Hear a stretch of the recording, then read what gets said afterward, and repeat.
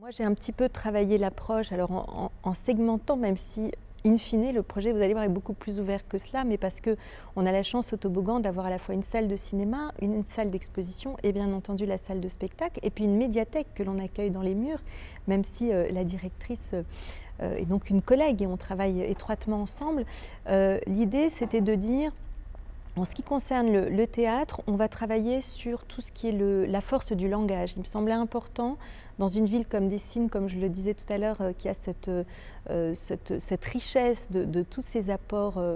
du monde entier finalement, de pouvoir travailler sur la richesse du langage, et puis à une époque aussi où peut-être nous sommes dans une économie plus tendue, ou en tout cas plus fragile au niveau de nos capacités de production, remettre au centre du travail théâtral le verbe, la parole, et peut-être accueillir un peu moins de pièces avec de gros décors, des structures plus lourdes, parce qu'on aura plus de mal à le faire aussi.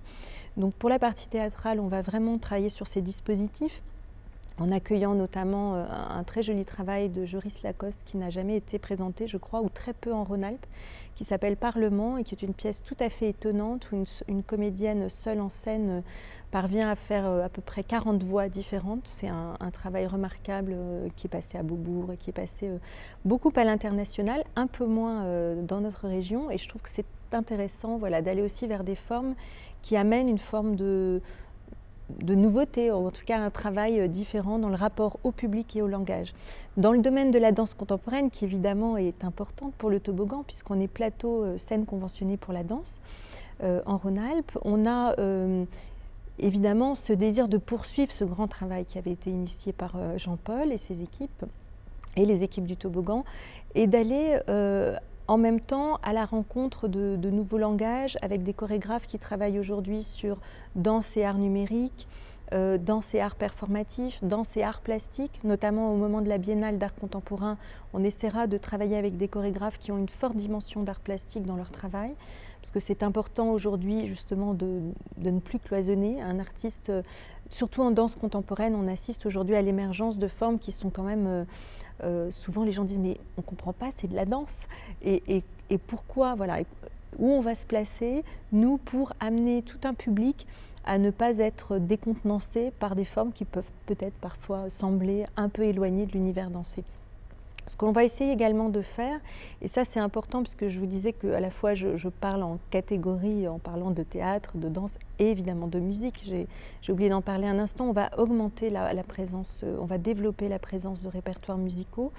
au Toboggan, en étant à la fois présent sur les registres plus contemporains, donc les musiques actuelles, la musique contemporaine également, mais pas seulement, c'est-à-dire qu'on est là encore dans une offre plurielle, parce que je crois qu'aujourd'hui il est important aussi de pouvoir montrer du jazz, notamment lors de Havre Jazz. On va essayer de travailler en synergie avec eux, puisqu'on est quand même des tout proches voisins, et que ça fait sens, et qu'il y a, je pense, un intérêt de cette ville pour le jazz, que ce soit le free jazz ou des formes plus écrites du jazz. On va aller vers les musiques du monde, et ça sera un point un peu de conclusion de notre saison théâtrale. On va essayer de développer, on a candidaté pour un projet européen que l'on espère voir accueillir favorablement par l'Union européenne, et qu'on aura la réponse dans le courant de l'été. Et l'idée, ça serait pouvoir d'intégrer un réseau qui, au niveau européen, va proposer des temps forts de résidence en musiques actuelles, et de pouvoir conclure notre année par un temps de restitution de cette résidence, en fait. Bon, ça c'est, voilà, pour le côté musical qu'on va un peu plus développer. Et puis, comme je vous le disais, l'idée c'est de montrer aussi, à voir que derrière la création d'une pièce, d'une pièce, qu'elle soit dansée, d'une pièce théâtrale ou d'une œuvre musicale, la création ne s'arrête pas au plateau, et qu'en fait ça participe de tout un processus de création qui est beaucoup plus complexe, et notamment avec notre salle d'exposition et notre salle de cinéma, pouvoir montrer les coulisses de la création, pouvoir montrer ce qu'est un processus de création, me semble quelque chose de très important, parce qu'effectivement on peut parfois perdre le public en cours de route quand on va vers des formes un peu plus complexes ou plus performatives, mais si en amont de ce travail, et même en aval, on peut montrer les coulisses de la création, c'est quelque chose qui du coup fait sens et prend, voilà, et prend un tout autre contour. Et je crois que cette salle d'exposition et le cinéma peuvent vraiment participer de ces dispositifs. Donc on va essayer de partager, en tout cas d'habiter beaucoup plus les espaces en synergie, et que ça puisse se répondre et justement peut-être attraper des personnes qui auraient eu plus de difficultés à venir vers nous si on s'était arrêté à la salle de spectacle. Donc je crois beaucoup à ce... Aujourd'hui, voilà, l'art est un peu partout.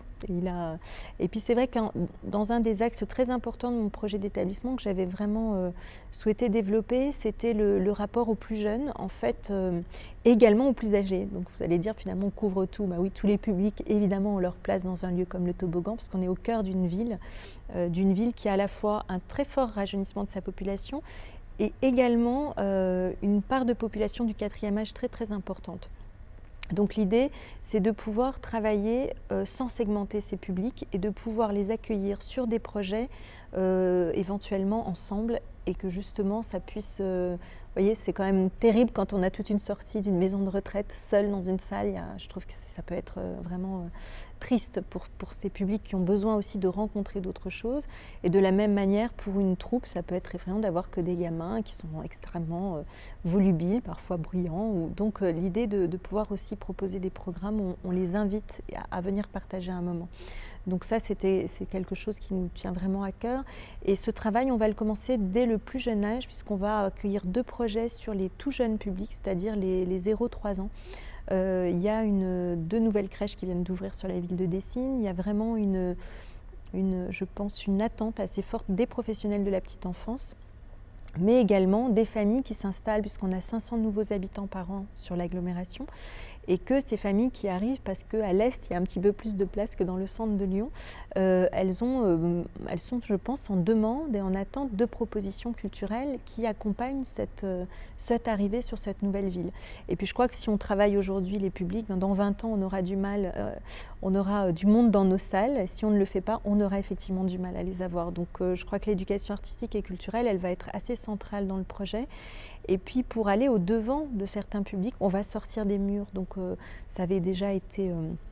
bien sûr le cas par le passé, mais peut-être accentuer cette notion d'atelier nomade que je trouve assez intéressante, où on va proposer des petites formes qui sont des spectacles conçus pour des salles de classe et qui vont nous permettre après peut-être de ramener les publics vers le théâtre, ceux qui en tout cas en sont les plus éloignés ou ont le plus de difficultés à y arriver. Et puis on a envie aussi de proposer des choses